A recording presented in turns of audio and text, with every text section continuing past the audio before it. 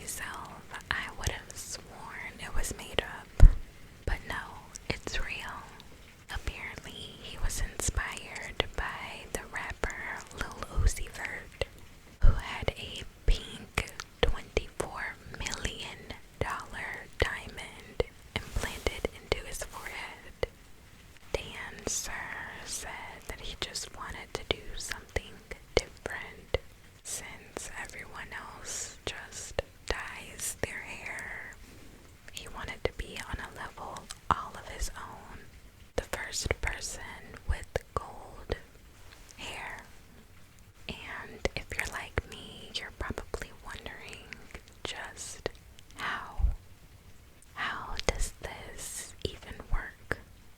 Well, he said that he has these hooks implanted into his head, I assume right underneath the skin, and each individual chain is hooked onto these hooks.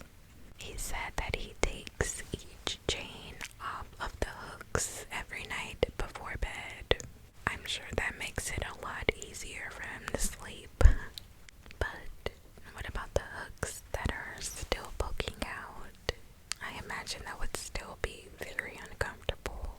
But yeah, it seems that he has many different chains, some diamond encrusted, some a little shorter than others, but all of them are real diamond, real gold, everything. Can you imagine the look on the surgeon's face when he told them what he wanted to have done? I swear, just when you thought you've seen it all. Have you ever been in a situation where you're on something that's several stories tall, way in the air, like on the edge of a balcony or a cliff, and something in your mind says, I could jump right now? Or when you're driving in a car and you think, I could just swerve really hard right now and wreck if I wanted to, but you know good and well you're not about to do it, and it wasn't something you truly wanted to do in the first place, but that thought still happened in your head in a completely non-suicidal type of way. Well, I thought I was the only one who had thoughts like this, but I heard someone else mention it and I decided to do some research, and I just learned that this is actually a thing.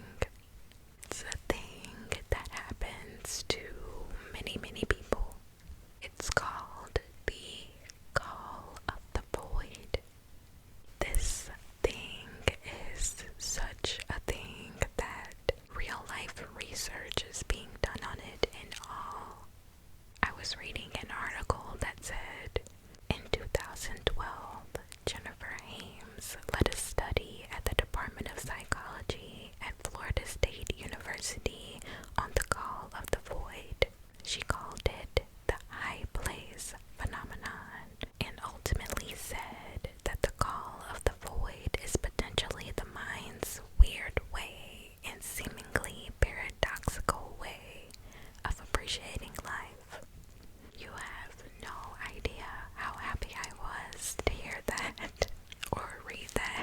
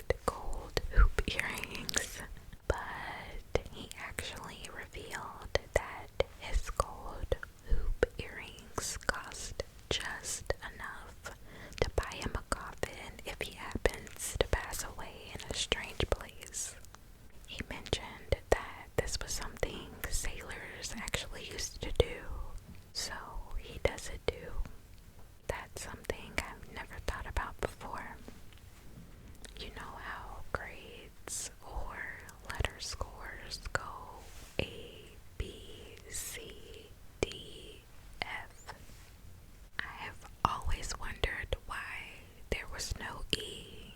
Like, why did you go from D straight to F? Well, I recently learned that back when the letter grade system first became a thing, the grade E actually did exist, and E meant that you failed, right? But apparently just 1 year after the system was created, the E was replaced with the letter F because professors worried that students would mistake the letter E to mean excellent. So they thought that if they used the letter F, it would be clear to the students that they failed because F is for failed. I did not know that, but it makes perfect sense to me now.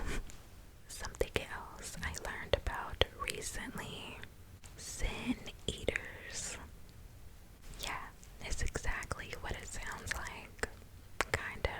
Apparently, back in the 17th, 18th, and 19th centuries, in the Wales, England, and Scotland area, the families of the recently deceased, particularly people who passed away unexpectedly, their family would place food, which was usually just some type of bread or pastry, on the deceased person's chest or head, or they would just hold the food over the body, right? By doing this, they believed that the food absorbed all of the sins that the deceased person might have committed. Then the family would hire what was called a sin eater to eat the food that had supposedly absorbed their loved one's sins. When the food was eaten, they believed the person who consumed the food carried the sins instead. Then the family would chase them away. I guess that's how they made sure that all of the sins were out of their life or something. I read that these sin eaters were usually beggars or alcoholics, people who needed a few dollars or something to eat, right? But then, since they were now carrying all these sins, they were pretty much rejected by everyone in town. They were forced to live alone. People wouldn't make eye contact with them or anything. They were just frowned upon. No one wanted anything to do with them. A man by the name of Richard Monslow, who was known as the last sin eater, he was actually a pretty successful farmer. So he really wasn't in need of the few dollars that sin eaters were thrown. But he was so brokenhearted after 3 of his children passed away that he willingly became a sin eater out of grief. That's so sad. This was a rather interesting tradition, right? Now, this next fact kind of puts me in the mind of the sin eater topic, but with a twist. The 4 people of Papua New Guinea had quite the tradition themselves. Instead of families hiring someone to eat food infused with the sins of their deceased loved ones, in this particular funeral ritual, the 4 people would actually eat their deceased loved ones themselves. Apparently, this was meant to be an act of love, a way of honoring their deceased loved ones. They also believed that whoever consumed it would be blessed. But let me tell you, there's a reason why people don't eat people. Not only because that's something you just don't do, but in this case, the Kuru disease or laughing death is a big reason why. It says Kuru is a disease caused by an infectious protein found in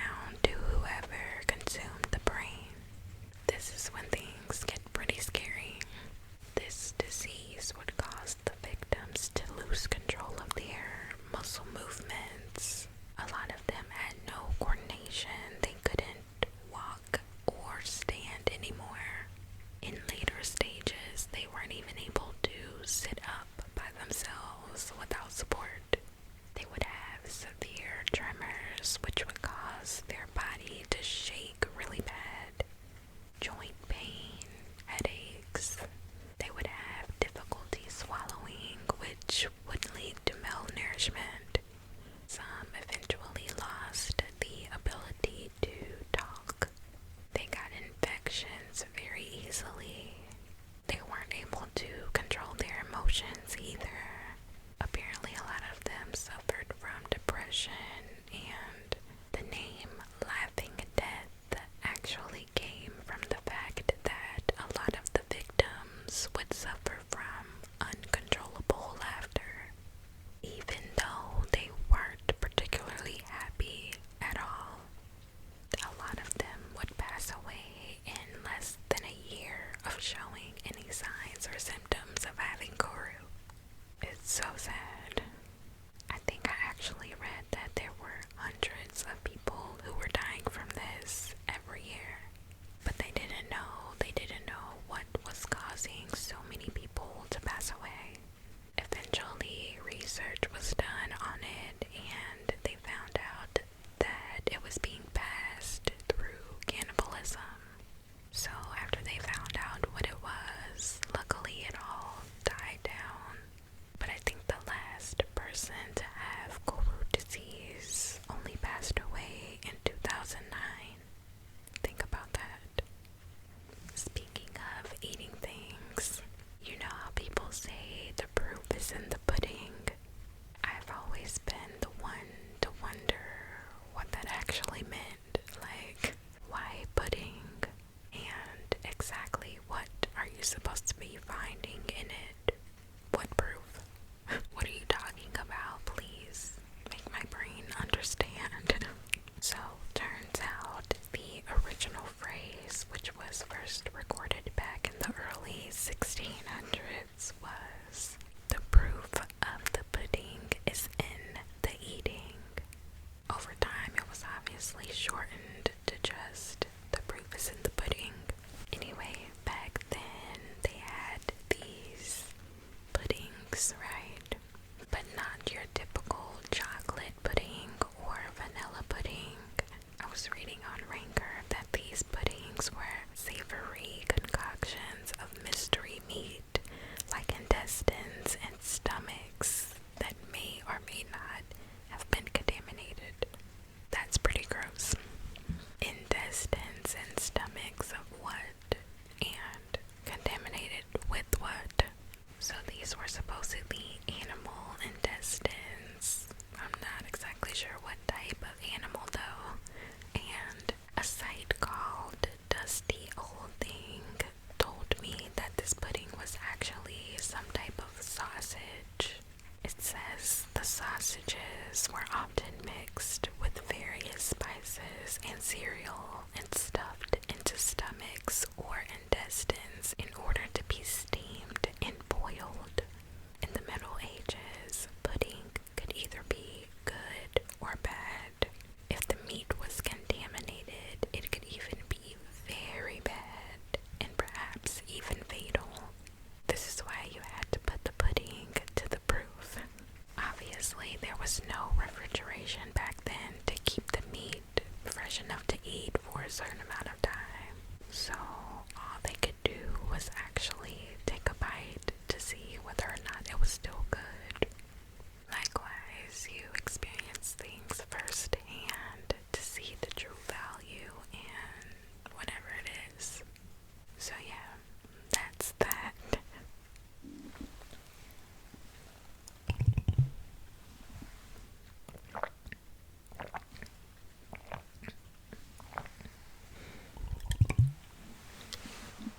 So the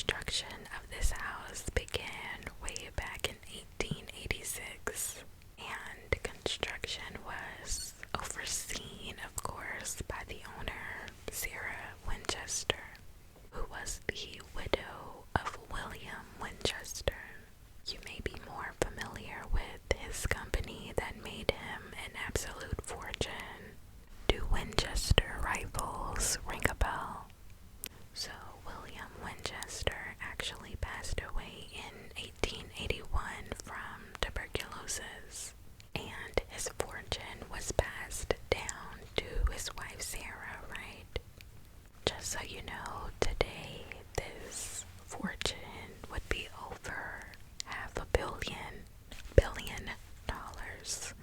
Along with that, she also received 50% ownership of the Winchester Repeating Arms Company itself.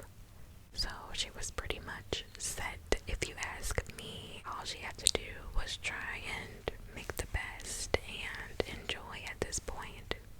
But things would end up getting pretty weird. After her husband's passing, apparently Sarah wanted to try to communicate with her husband once more. So she visited a medium who told her that Mr. Winchester said that she should move out of the house that she was currently living in and move west. And she should build a whole new house, not just for herself though, but also for the vengeful spirits of anyone to ever be killed by a Winchester rifle.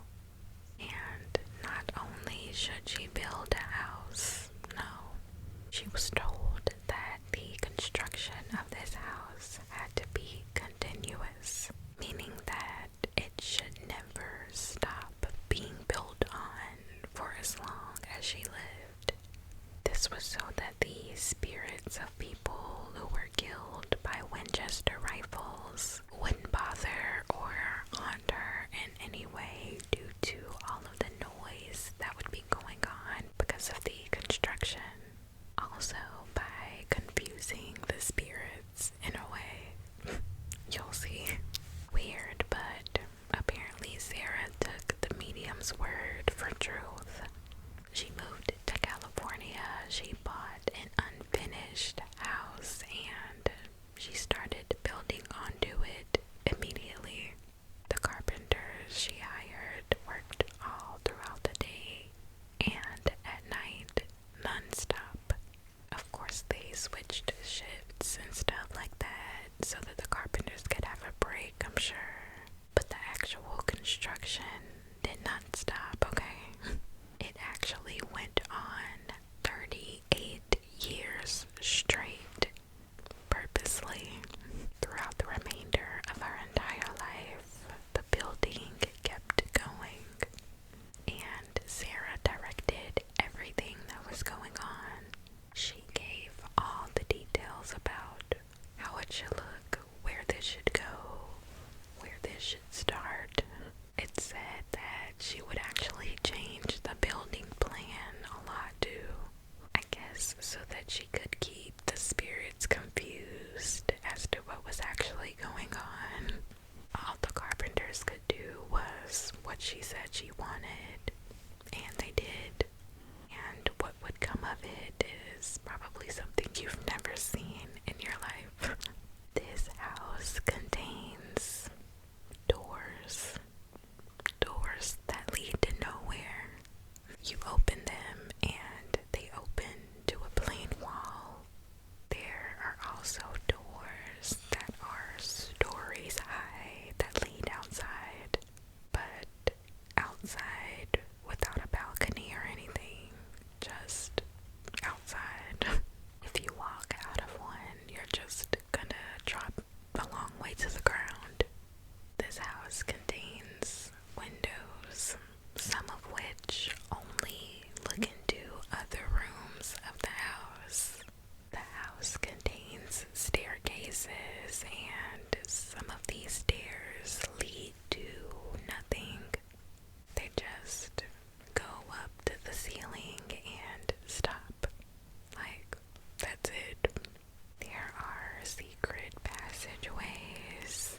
Along with all that weird stuff, I'm reading that there's approximately 161 rooms, including 40 bedrooms, 2 ballrooms, 47 fireplaces, over 10,000 panes of glass, 17 chimneys, 2 basement levels, and 3 elevators, even ones that go horizontal instead of vertical.